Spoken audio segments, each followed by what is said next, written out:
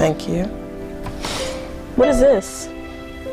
Oh, I think this is a part of that trophy that I broke. I think I was about 3 years old when I broke it. Where's the rest of it? It may be in that closet.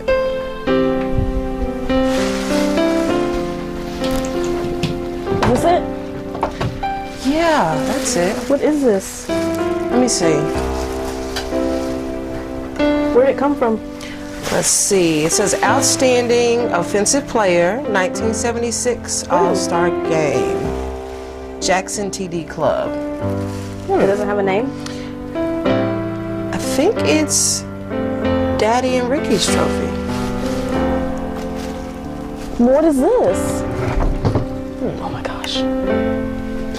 Oh. Championship. Wow, that's a big one. Callaway High School, 1975. Wow, that's a big trophy. Ooh, I don't want to drop this one. Do you know anything about it? No, I don't. Well, let's go ask Daddy. Okay, let's go ask him.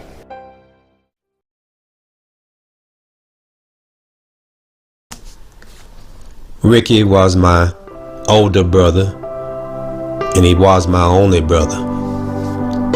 We lost him at 19 years of age to natural causes. We were only 13 months apart. Rick is buried here in Noxapater, Mississippi.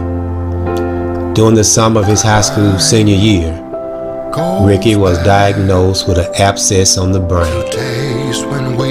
Ricky had what we believed as a successful minor surgery of removing the fluid from his brain.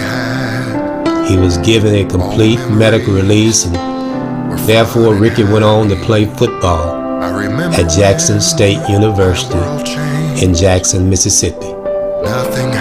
One day of the summer, after Ricky's freshman year at Jackson State, he died in his sleep. It was later diagnosed and described as he died of natural cause by drowning in his sleep.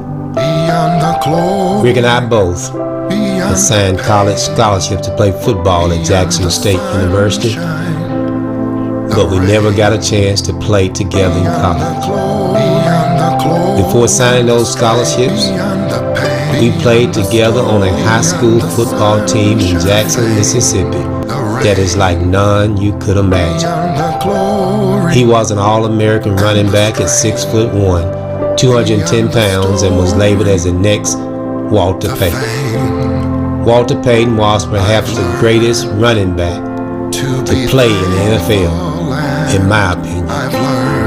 I played the position of nose guard, a position that is normally played by someone twice my size.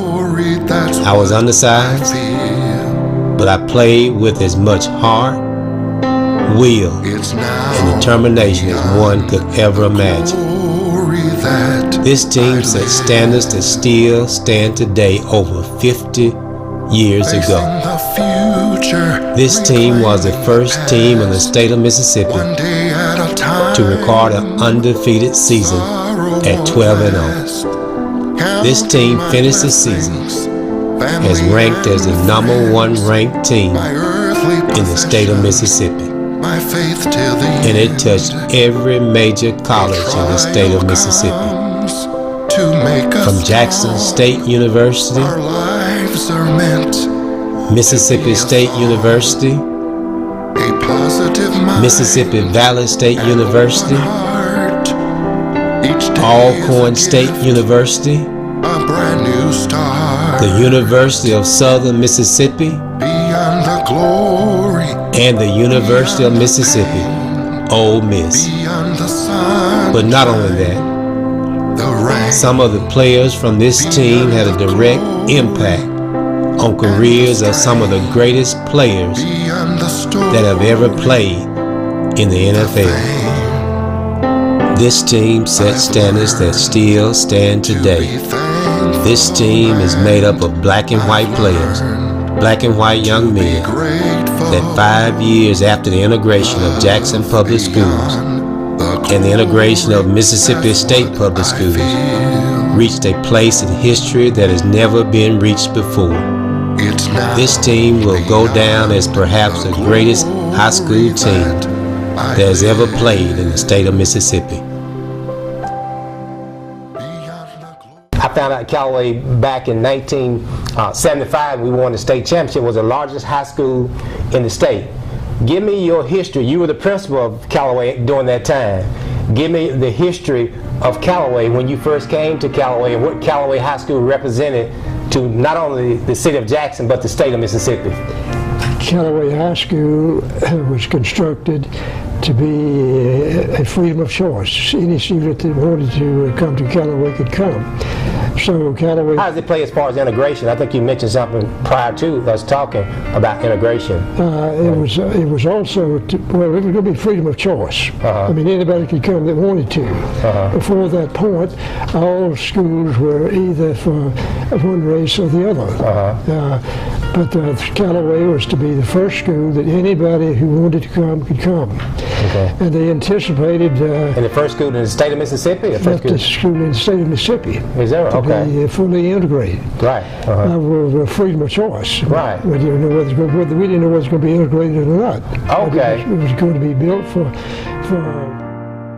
whatever school you'd been in, whatever race you are, you had to live within that circle of to be 900 in high school and 300 in junior high school. Right. So we did have, as was the purpose of the school, we did have students of both races. Okay. And that's why I'm asking that, okay, if this was 1966, but I don't think the integration didn't come until 69 to 70. So this was pre-integration? Yeah. Oh, wow. So this was to prove to everybody. I think the Board of Education and the superintendent wanted to say this school is for anybody who wants to come. Yeah. And what did it say? What happened? 1,900 registered. Absolutely. When I left being principal of the legislature, I worked with the legislature. I was a lobbyist. Okay. And I was one of the important things I did there was the state had a $58 million surplus. And they were about to adjourn. I was in the House Education Committee meeting, and now they finished their business. It was ready to adjourn.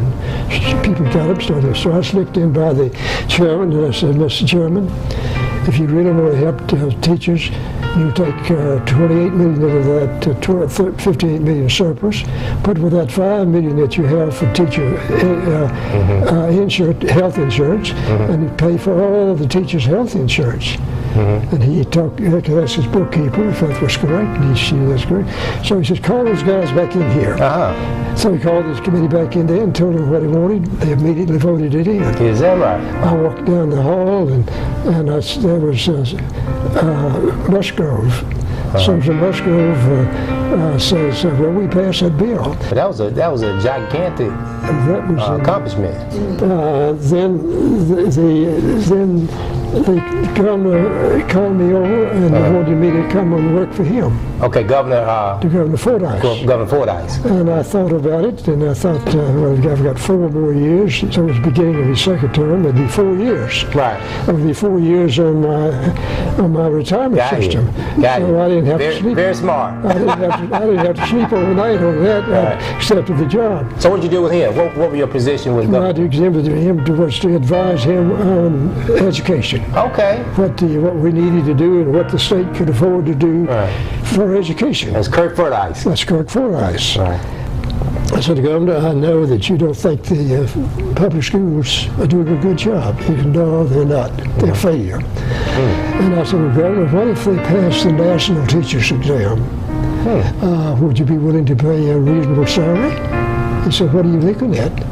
And I said, $6,000 for passing the national teachers exam. Oh, okay. He says, "You got it."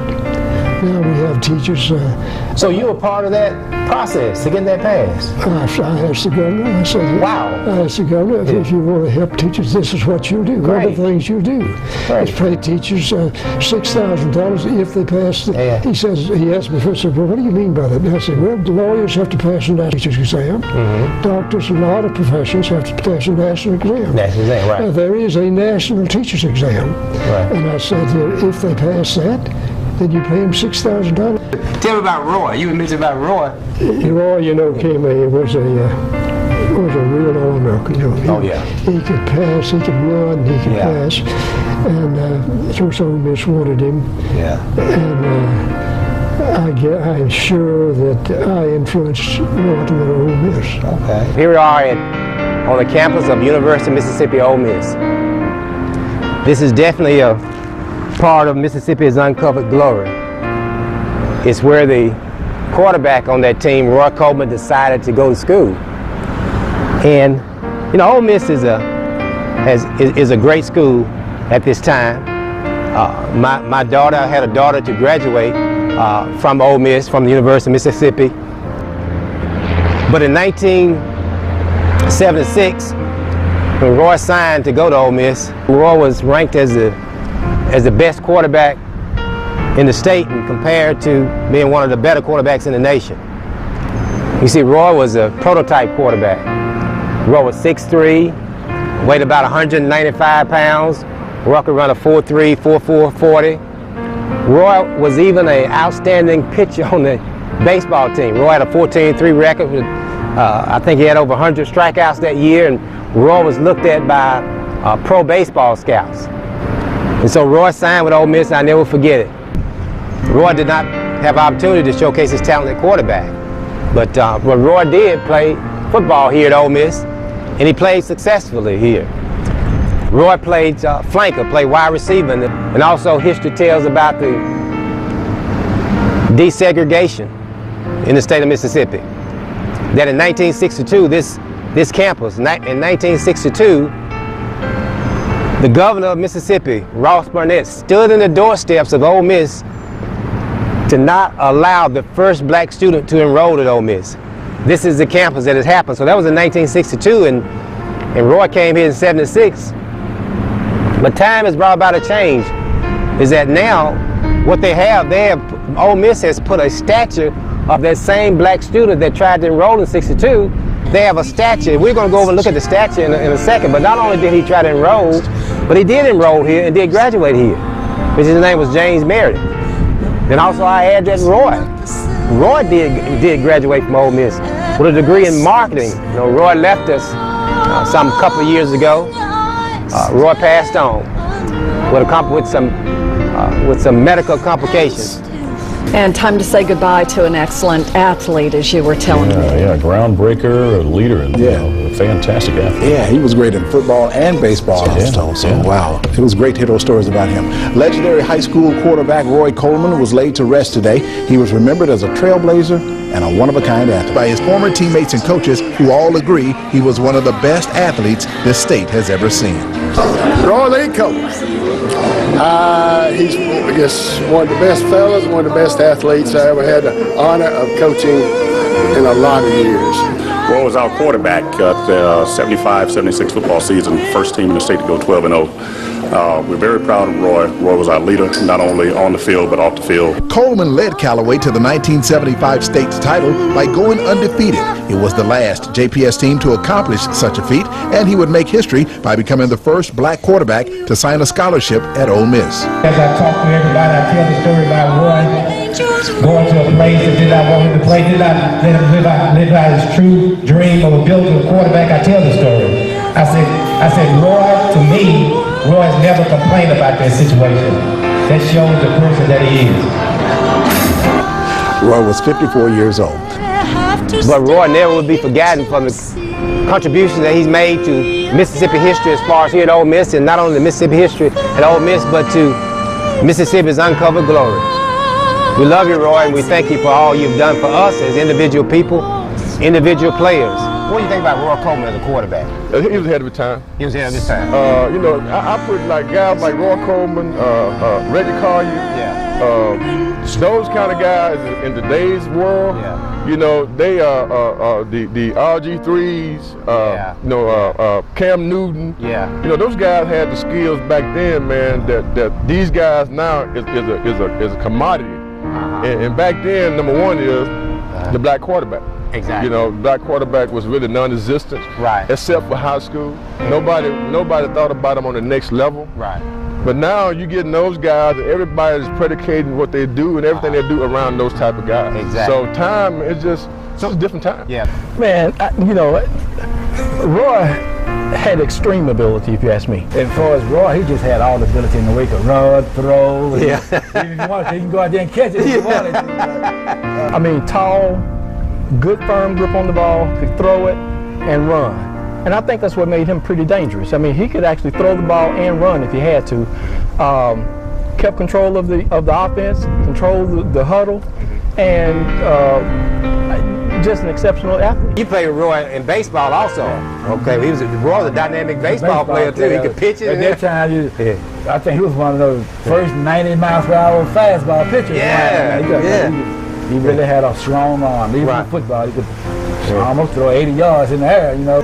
He's just a super athlete. He was could run, he could throw, had a tremendous arm, you know, smart.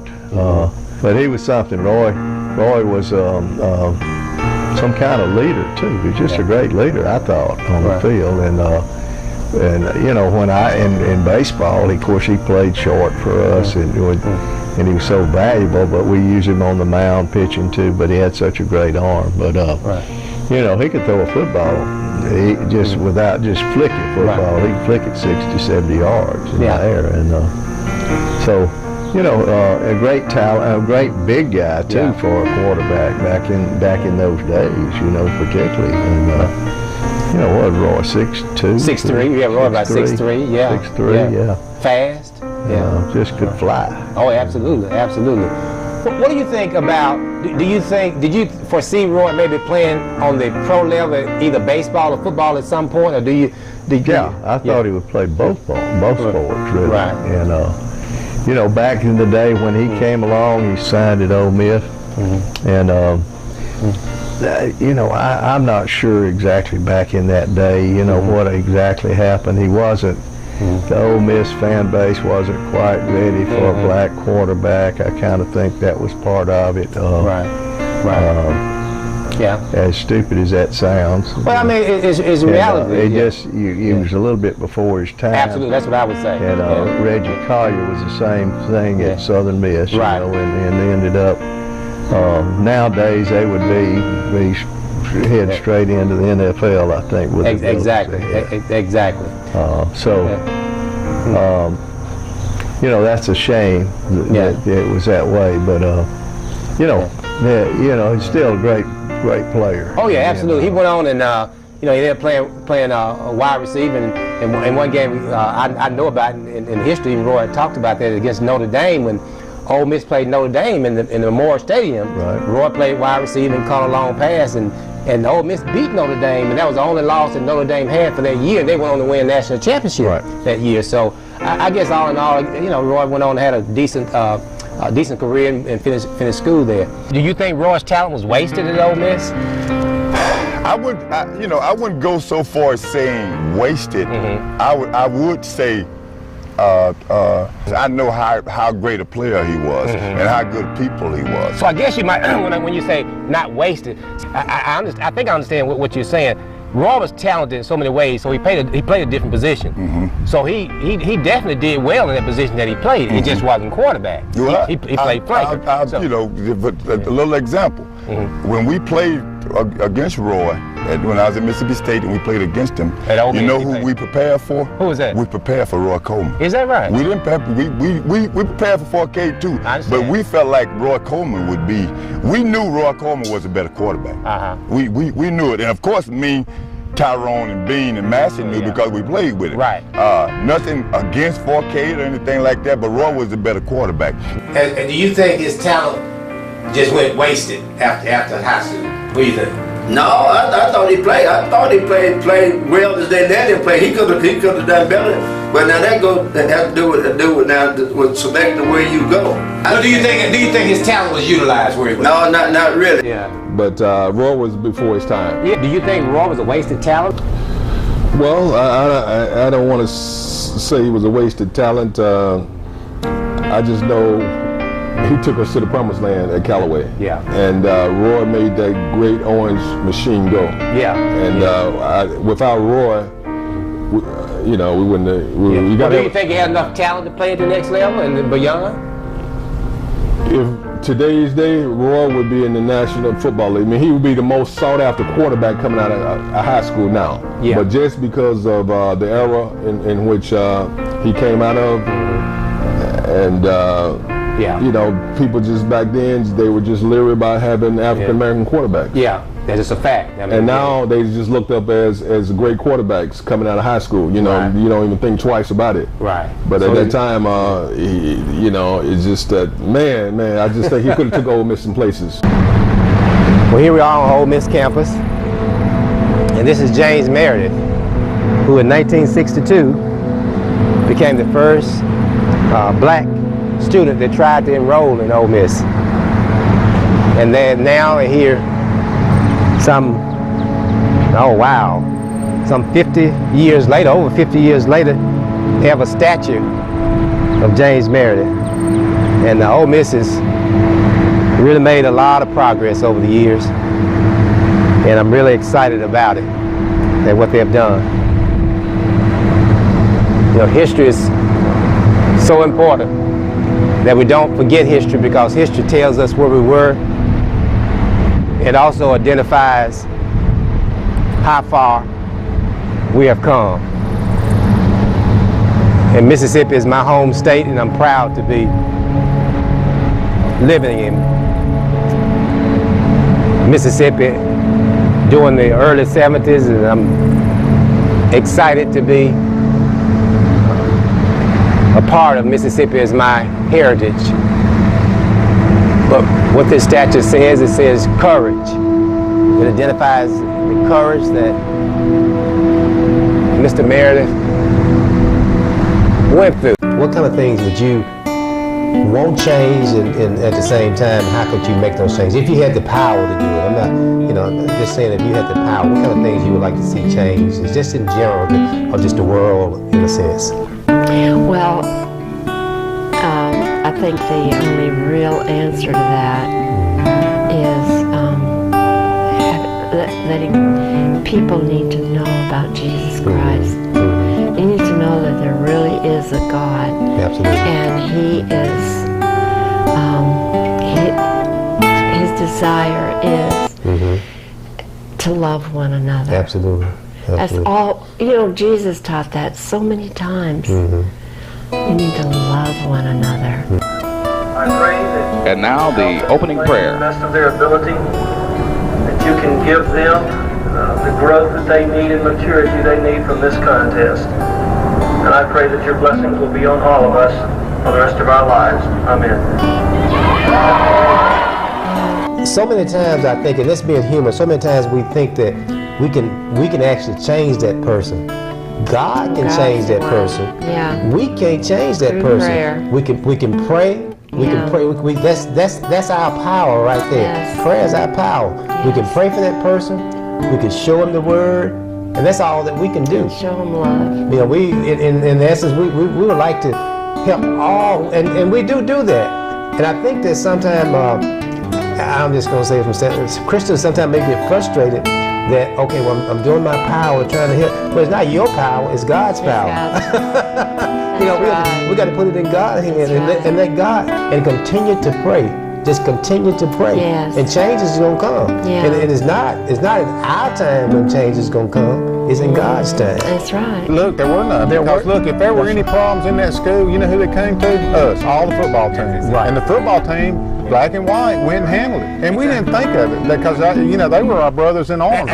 We could care less what color skin you were. And you're right. I honestly do not remember one race. I really don't. I do not remember one racial issue. I don't remember where race ever came up as the issue. And the other great thing I wanted to talk about, man, is how we got together on the night before the game and watched the film. And I think that's what did it for me, man. When we were invited, when whites and blacks were going to each other's house to watch the games and to scout the upcoming opponent. I mean, to us, that's equivalent as having, you know, people have Bible study. We were getting ready for an opponent too. Fellowship. We were fellowship and getting ready for an opponent and just having a great time and blacks and whites coming together. Our parents sitting with their parents for the first time in the history, watching a state championship team on a quest to do great things. We were in the moment, and we were having fun. We were in an era where there were could have been a lot of tensions. But but none of that got to us. None of that bothered us. We existed as brothers, truly as brothers. And I truly think that what we brought to the table actually helped the school as a total.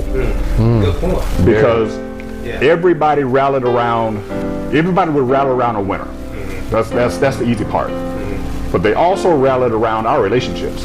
And if you think about it, we didn't have those issues at Callaway that a lot of those other schools had. And I think we had a whole lot to do with that. You know, because we were outgoing in classrooms, we were outgoing in the hallways, we didn't get in trouble in school. So, you know, we kind of set the tone for more than just the athletes in this whole situation. I didn't think about that, but that's true. We set the tone at that school. And fortunately for the school, football was first. That was the first sport. Fall. So it carried throughout the whole year. Then the expectation became next year. So all of that brought expectations.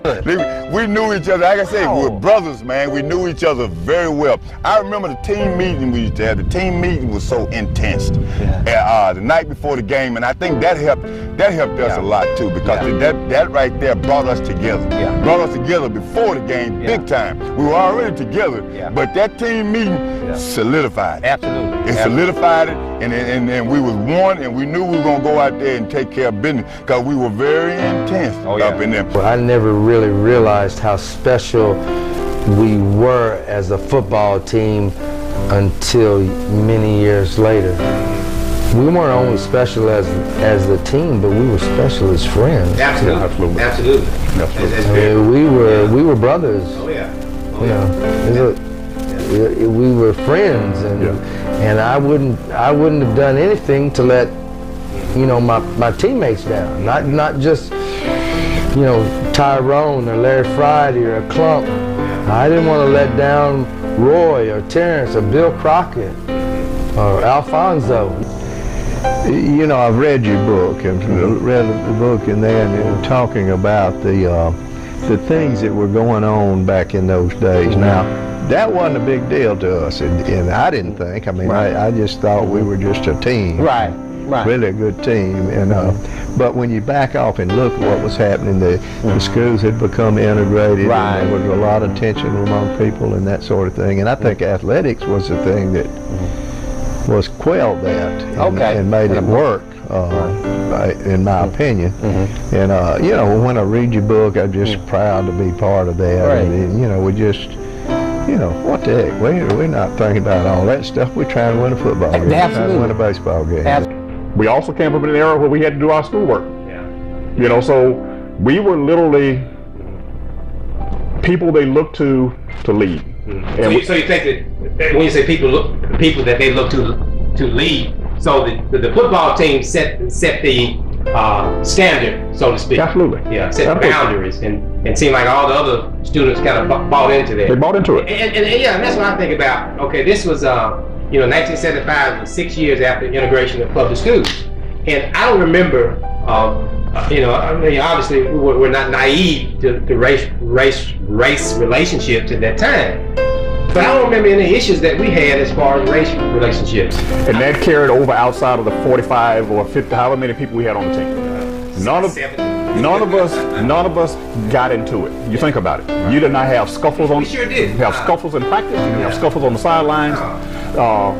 It was everybody was for everybody, and we were truly, genuinely friends on and off the field. And that translated. You know, I had parties at my house and everybody came. See, and you mentioned it, like even the night before the game, you remember we used to get together in one parent's house, they met a black parent, a white parent, we would come there, just a whole group of fellowship of guys that's fellowshipping together, and the parents related to us. I mean, it was awesome. And you think about if all that testosterone can work together. Yeah. I mean, think about how it translates. I mean, again, we were together on the football field, but we gathered walking down the halls, and people saw that.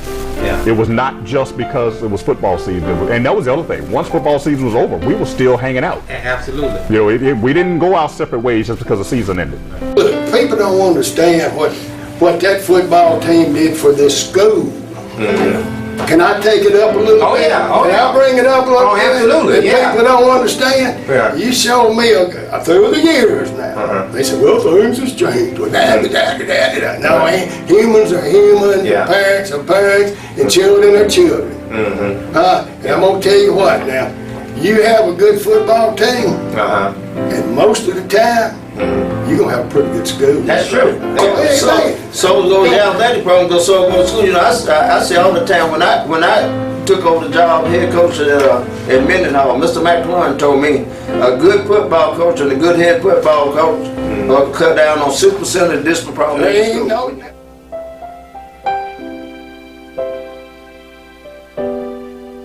For the Callaway Chargers, the head coach, of course, Charles Allman, the assistant coaches, Skip Bilbro, Odell Jenkins, and Hill Denson.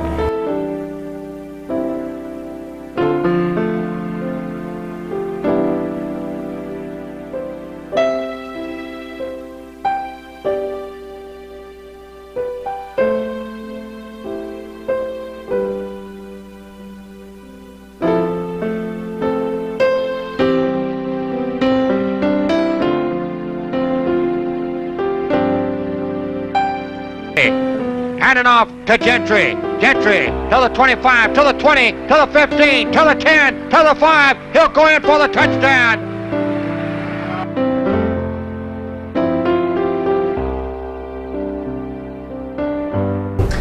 What's some of the players on that Callaway team? What's some of the ones that stand out to you?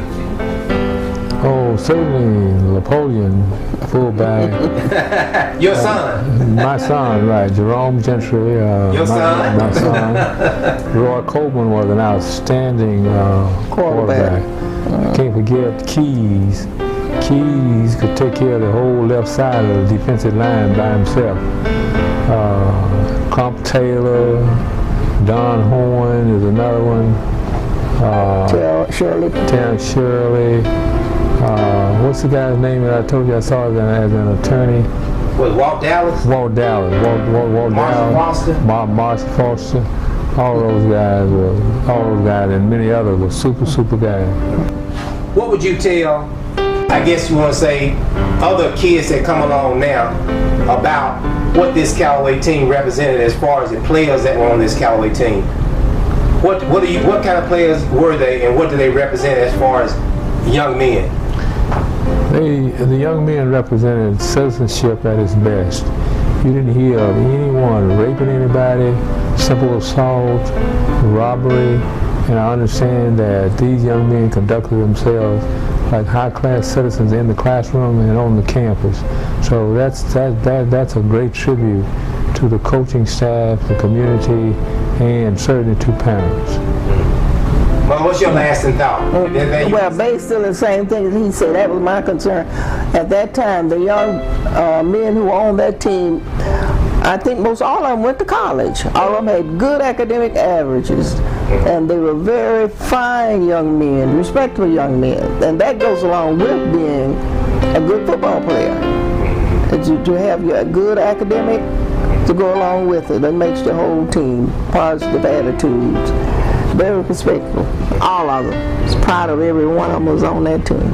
Now some of the coaches and players are going to talk about how Coach Allman and Coach Jenkins came up with the idea of moving me to nose guard, who Coach Allman described me as the littlest nose guard in the world. Put you over there as an experiment one day at that nose tackle, and it was amazing what you could do there with the speed and quickness and strength that you had. So we never did get you back. Never did get me back. On the one game, it was supposed to be a loaning deal. That's what it was, a loaning deal. Never did come back. I guess it worked out fine. The only other game I played was in Meridian. I don't know if you remember. My brother was sick for that game. And I started, fullback and nose guard in that game. I vaguely remember that. Yeah, that was he was sick, so he didn't make it to that game. But no, I never came back over to the offense until my senior year. And I was always wondering, how did they come up with that creative type thing, nose guard? It's just, I think what it was, we had such a great offense. You know, great offensive players, and just trying to find room for a player to play. Because obviously, when I say we had 3 running backs over 100 yards, Don Horn was coming in as a sophomore at that time. It was a great halfback, and we went on to do great things. And just trying to make sure we had the best players on the team. And I guess I don't know how. Had all the good ones on the field all the time. And, right. And with some rest. I mean, you know, that was a big thing. Of course, we were one of the few teams back in those days that was trying to platoon, and we kind of wore a lot of people down because we had you guys fresh. You'd get out there and take a breather while they played offense and vice versa. So you know, that was a big deal back then. A big deal the way it was working. Now what I have learned just from us growing up, coming up here playing, and us being friends since 6th grade there, was the selflessness that you took that position after, you know, your dream and goal was to play running back. With my brother, too. With your brother, and going into that year, you know, I know what it meant to have that duo there. And then you make a few mistakes in the game, and then boom, they move you over. But then maybe Don Horn doesn't come on the scene. Right. So you just never know. Maybe he's the odd man out. Right. So we do appreciate you coming over there, helping me, helping lead us. Because you was playing nose tackle on a state championship team. Absolutely. Yeah, definitely. And, but I look at that, man, as saying that seeing that the fact that you came over there. And so maybe you had an extra motivation to get off the ball. I left the offense. Coach Beardrow threw me off the offense because he said I fumbled a couple times. But ball is handed off inside to Jerome Gentry, who cannot find the handle on it, and a fumble is recovered right at the goal line. Because you had the penetration, you quick off the ball as a running back. I use your quickness off. No brag. Quick off the ball. Who's the best nose guard you ever had? I ain't gonna say. Do you remember your thoughts of anything about when I came over to the defense? Like, did you have any thoughts about what am I doing over to the defense? Absolutely. Absolutely. I started off at the running back, and Coach Jenkins said I fumbled 6 times. I don't think I fumbled 6 times. I don't know about 6 times. And off to Gentry, got a hole up the middle. Gentry fumbled the football. Now believe Provine recovered it, and they did. Provine gets the football. As Gentry went into the Ram territory, down at the Ram, 48-yard line. Ron Gentry almost broke it all the way. Great things would have been at it. Would have been for you right there, because you would have got 1,000 yards that year because you were running open. I got 100 yards on that first game. And that's what I'm saying. And you were running wide open. Wide open, dropping the ball. And you know, the biggest thing is just protect the ball, and that's something that unfortunately didn't happen. But when you came to the defense, I went to Clump, and I said, Clump, that's okay. That's what we need. Okay. We need it. We need that quickness. Right. Jerome can get out there. He can play outside or he can play inside. They can't block him down there on that line. They couldn't block. They couldn't block you down there. So that freed you up. Then you had Johnny Hines over there and Tyrone, and then Thompson to come in and fill in, and then you had Gump. Lord Sweat. Lord Sweat. Lord Sweat and but that Jerome, good coach. I thought that was a very smart move with the coach, and implementing you on that defense. Danny McDill back to the left side. Foster in the slot to the left. Looking now, throw pass complete to Foster to 45, the 40, the 35, the 30, the 25, the 20. I believe he stepped out of bounds on about the 21-yard line. He did. That's where they mark it, right at the 21. That'll be another first down. To his wingbacks, Foster on that play. 35-yard pass play and a first down. I'll tell you about David Bean now. And I'll tell the skipper. I saw David Bean. I went to Mississippi State to watch them play University of Florida. I went to, and David was on the kickoff. David was the only white kid on the kickoff team, and I told Bob Teller, I said, "Now you got David on the kick. You must know that team. He's coach. He gonna be the first one down every time." Was he? Yeah. Oh shoot, David Bean was the first one down the field every time on that kickoff team. Is that right? Yeah. David was heck. But David, let's go to football. And Terrence, to David, you played on the same team together in high school. What do you think about the talents of each other and how you think you guys would have matched up against each other had you played on opposite teams? And I start with you first, Terrence. Good, I get to last. That's good. Thank you. It would have been a battle. It would have been a battle. I think that if everything being equal and we had we had the players that we had with us. The only advantage I would have had is the quarterback I had. Because Roy could put it where we needed to put it. And if I got a step, if I got a seam, he could put it there. Now that I knew. And knowing that, you're right. It always would give me, I know no matter what I did, the ball was going to be where I needed to be. So my job was just to get to where I needed to be. I didn't have to worry about anything else other than that. So I had that slight advantage that I knew that my quarterback was going to put the ball where it needed to be. Yeah. He was going to always be on the disadvantaged end as it relates to that. Skill set, talent. Yeah. It was who brought it that night and who was on that game. We were really, we as a unit was really that close. Yeah. There was really no separation, and I know they made us better. Right. For Friday nights when we had to work against them. Absolutely. So it's just like any two good athletes, who's ever on that day. Exactly. I think that's what it would be. And I think that he would have made some plays that I was like, how in the world? Yeah. And I think that I probably would have made a play that he was like, how did he get to that? That's right, So exactly. Yeah. So that's. Okay. What's your thoughts, David? He says Terrence was a fantastic wide receiver with great hands, like I had mentioned earlier. Super speed. As a corner or strong safety in games, most of the time I played 5 yards off the wide receiver. If I was playing against Terrence or somebody of his quality, I would have played 8 or 9 yards off the ball. I would have begged Coach Allman to run cover too, so we could, Larry Friday, our free safety, and I could be back 12 to 13 yards deep. I always compared one of our players to Lynn Swan, was Terrence Shirley. Mm-hmm. I thought Terrence Shirley had the most talent of any wide receiver that's come along. Terrence, as you know, did not go and play college. He had college scholarships, but he decided not to do that. Now, can you compare Terrence as a wide receiver? When you saw some of the great receivers, how do you think Terrence should stack up? I think if Terrence had stuck with it, he would have been a great one. Terrence was probably the most talented athlete on our team at that time, because he could do one of them. Yeah.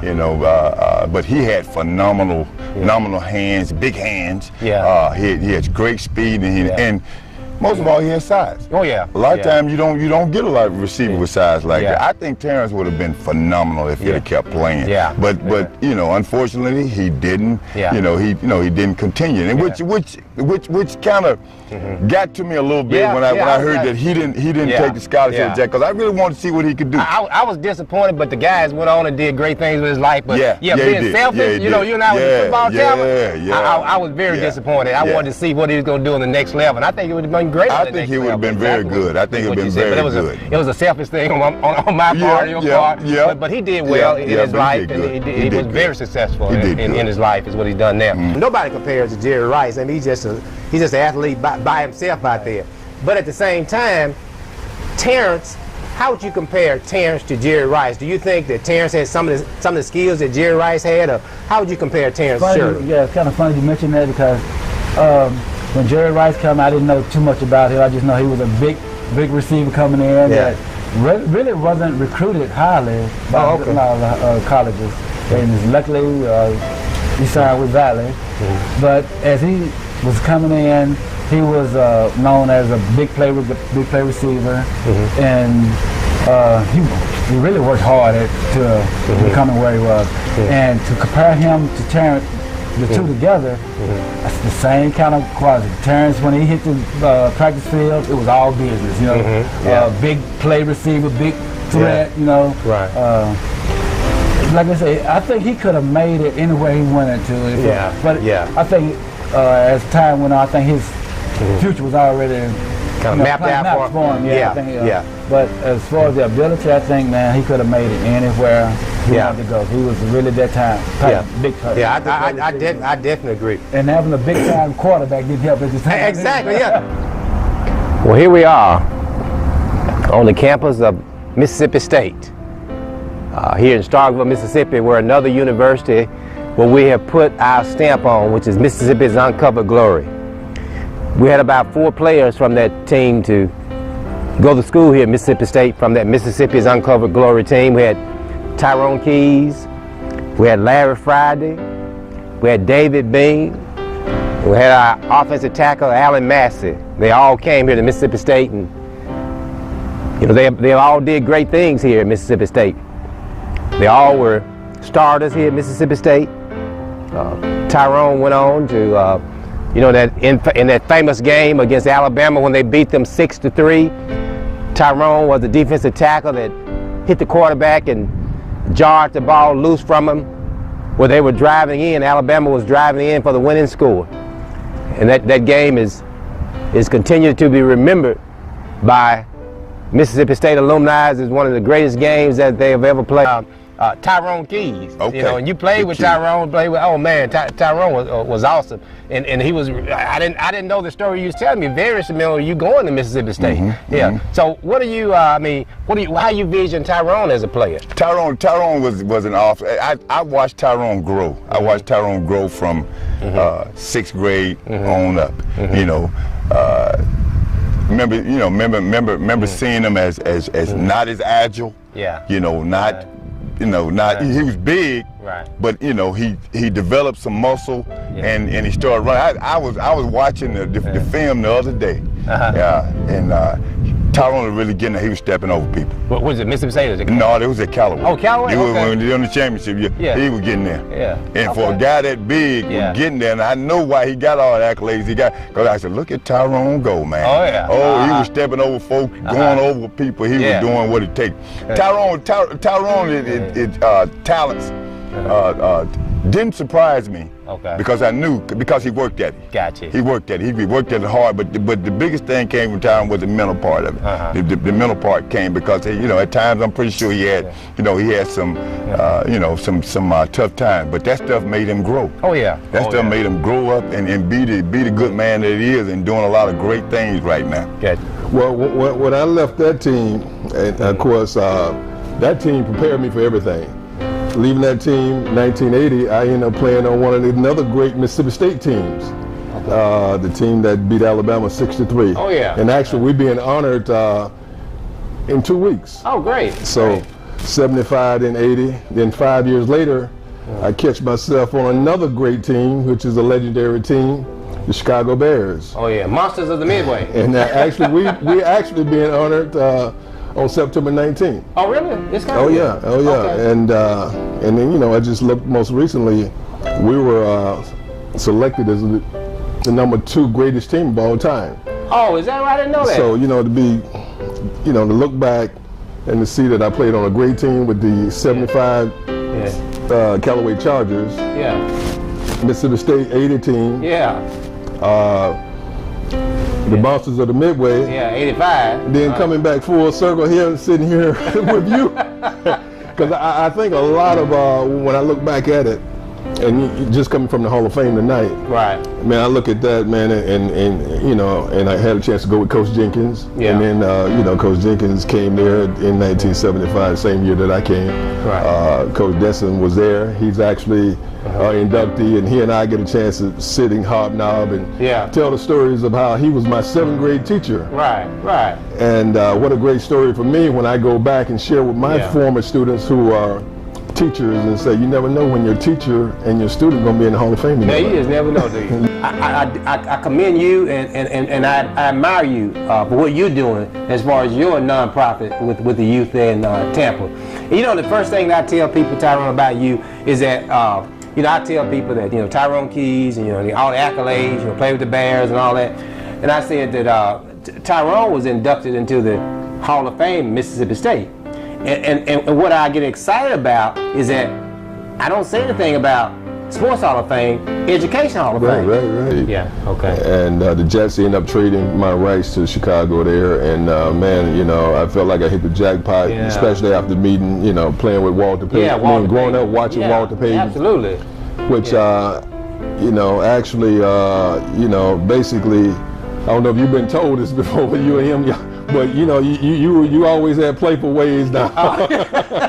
And Callaway, you kept things very interesting. I'm telling you, and Walter Payton did too, man. Man, he was a. It was never a dull moment. He moved their car, just things that you've been known to do. You know, sitting in the meeting rooms, and all of a sudden, firecrackers will go off. Oh my goodness, my goodness. But it was. So I felt right at home. Who was the interesting person on that defensive line that gave you the ability to just wreak havoc on the defense that took the press off of you on the defensive line? Well, I think it was Avery, Jay Rucker. But my senior year, you went back to running back, if that's what you're alluding to. No, I was going back to junior year. Coach Jiggins said that I'm the one who helped you make All-American defensive line because I was a nose guard. But I didn't make All-American while you played nose guard. But your ability, you kind of developed the ability to become All-American next year. Yeah, well. But you did super your junior year, no doubt about that too. Now. Yeah, well, no doubt about it. Learned out here, and he tell you, he learned more techniques here. He never learned. He used what he learned after he left Callaway High School. So I told him, learn techniques. That will separate you from. Now, Coach, did he make All-American by me playing nose guard? Now I helped him out, didn't I? Yeah, that helped because see, penetration, that helped, man. Having him and Johnny Hines and them tackle, get that penetration. See, that defense is set up on penetration. If you got a nose guard, they make people have to double them, or they don't double them, they can get penetration. It makes everything else be easy. Power pitch, and it's going to be a halfback pass. Long bomb thrown down the field, and it's caught and it's intercepted by the Callaway Chargers. Coming up with the interception for the Callaway Chargers downfield is Wayne Stover, normally a split end and a defensive back. Defensively, Callaway is big with the trenches being anchored by 6 foot 6.5 inch, 250-pound Tyrone Keys at defensive end, and Stu Gott directing the linebackers. Well, when you being on other great teams, I'm telling you, man, that Callaway team prepared me to be able to see what great teams do. Great teams have to come together. They have to come together as a one heartbeat, and where guys care about each other on and off the field. Yeah. You know, some of these teams, high school teams, not only did we not have racial problems, but we didn't have in-house fighting with girlfriend, boyfriends type stuff. Not at all. See, that kind of stuff goes on. Yeah. And some of the high schools that I worked with in the past, some of the players don't even know the guy's name. He's a starter. Oh my goodness. I don't know his real name. Wow. He didn't tell me, you know. Right. And so there's no camaraderie. And so I just think, man, with what we're doing here, it's just, and what we're doing here, we ain't manufacturing nothing. We just telling the truth. That's it. That's absolutely that's a very good point. And so all people have to do is look at the journey of each and every one of us. Right. Absolutely. And see where we are. Yeah. And the fact that we've all have affected and impacted other people. Absolutely. Absolutely. And you know, it's not one of my teammates that I played with or coaches, or I was just sharing with you, Mr. Smith, right, who have not came to the aid of a kid. Oh yeah. And so that goes to show you what type of leadership that was at that school. Absolutely, absolutely. I think that team, first of all, you know, we were a group. We were a cohesive group because we knew each other from grade school all the way up. Exactly. Eventually, something good was going to happen with that. Right. But that team, guys, brothers, everybody, you had so many different characters on there. You had people like Alfonso Burks that was extremely intense. Oh, wow. You had the bull, your brother ready to go at all times. You had our leader, Roy Coleman. Oh yeah. That led us to where led us to the promised land. Absolutely. But you had people like that leading us. Yeah. Oh man. And the type of people we were. Right. Oh man, it was just phenomenal. And I thought about it driving up. God, we had we had some great people. And I'm not saying good. I'm talking about great people leading us. Yeah. So we were destined to win once. Now, Coach, tell me about Larry Friday. The hammer. He ain't in here. On the eye, on to the left side, back to throw. Pass is complete and he's upended. And he was hit hard, really upended him just as he caught the football. And I'll tell you what, I'll bet you his spinal cord got elasticity in it. It's He was sending hit great defensive hard. backs to Like the a pros. guy They've that had can. a tradition and a great defensive team. Now, you went to Alcorn, and Coach Jenkins says this, and I want you to elaborate on this. Coach Jenkins said, well, this is the story. He said, well, Larry went to Alcorn and couldn't cover one-on-one and went to Mississippi State and just blossomed as a defensive back. So give me that. Tell me about Alcorn now. Does Alcorn have a tradition? I guess that was just my maturity because I learned how to cover down Alcorn. Oh, did you? Very well. Go back to what I'm saying about know where you're saying it. Because they played totally different defense. Alcorn and predominantly black schools, they play man to man. That's why that's why they go ahead. Alcorn. Look how many folks they send the pros from Alcorn defensive back. Right? Mississippi State plays a lot of zone coverage. He could play the zone skill. He was heck of a strong safety in the zone coverage. Played strong safety, then he played free safety. Alcorn asked you to cover, man to man. Castle them, they gonna lock up. They're gonna lock up and go with you now in the swag. SEC a lot of zone. He went to the wrong place because his brother played at Alcorn to start with. Jim Friday played at Alcorn to start with. That's where I really went there. But now he was better off in a zone coverage. He went to the wrong place to start with and transferred. And he had a good success now. Friday was a big guy. Ran well, very intelligent guy. And did well in the zone coverage. But now the thing about it is, the man, he didn't fare well in the man coverage. Because you realize what, Friday was 6'2" or 6'3" now. It's around 6'4". Yeah, 185, 190 pounds. Yeah. As a strong safety and free safety in the zone now. Oh, hey, he's the man. And I didn't know how to cover when I got there. Okay. Because they had, Cassingham had implemented a defense. They just had a free Marino safety. Cassingham, he played on the Marino Cassingham. Yeah. He had implemented, him and Coach Dansden had implemented a defense where I would be free. Because at that Grambling game, I was supposed to play the first game of the year. I was supposed to play.